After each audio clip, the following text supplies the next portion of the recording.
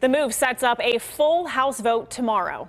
Good evening and thank you for joining us at 7:30 tonight. I'm Megan Schiller. If the vice president does not respond in 24 hours, Democrats say they will move forward with impeachment. Democrats are accusing the president of, quote, inciting an insurrection after the deadly riots at the U.S. Capitol. Political editor John Delano joins me now over Zoom. John, we know Speaker Nancy Pelosi vowed to bring a vote on impeachment if the vice president did not invoke the 25th Amendment. Can you walk us through all of that?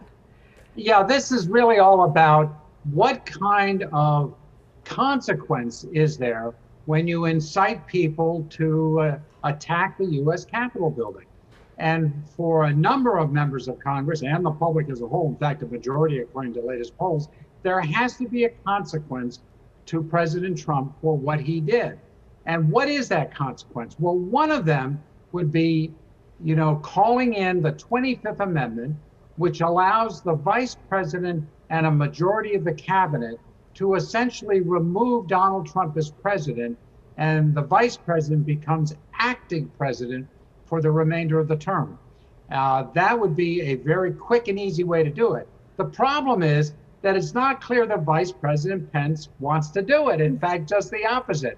Nor is it clear that there's a majority of the cabinet, what's left of the cabinet, willing to discipline Donald Trump for his bad behavior.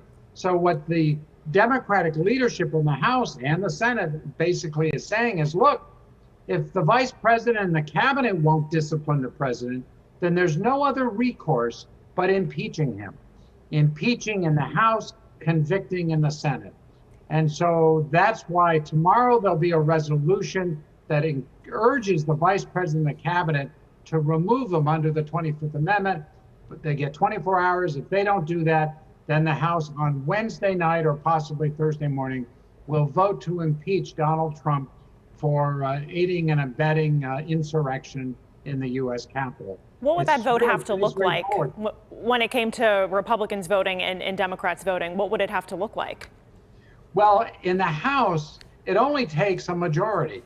And since the Democrats control the House, if all their members vote for this, it will pass the House and Donald Trump will become the first president in American history impeached 2 times during his 4-year term.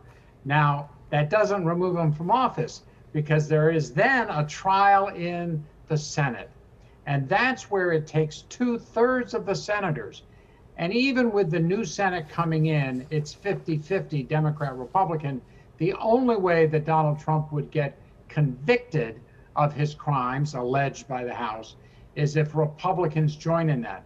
Well, we already have Senator Pat Toomey saying that he believes Donald Trump committed impeachable offenses, that he violated his oath of office to protect and uphold the Constitution of the United States.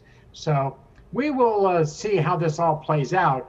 There's such back and forth. A lot of people say, well, why bother? He's about to leave office, and this is kind of a waste of time. But those who feel that this act was so egregious and so offensive to the democratic process and to American democracy, they believe that there has to be a consequence. And if you just do nothing, what's the consequence? There's no consequence for Donald Trump. And so that's why there's a big push to do it. And the question will be whether there are Republicans, and there may be some, we already know of at least one, who will go along with this. Well, John Delano, political editor, thank you for joining us tonight and for offering your insight. We'll get to what's happening in Pennsylvania at a later date. We appreciate you. Sure, no problem.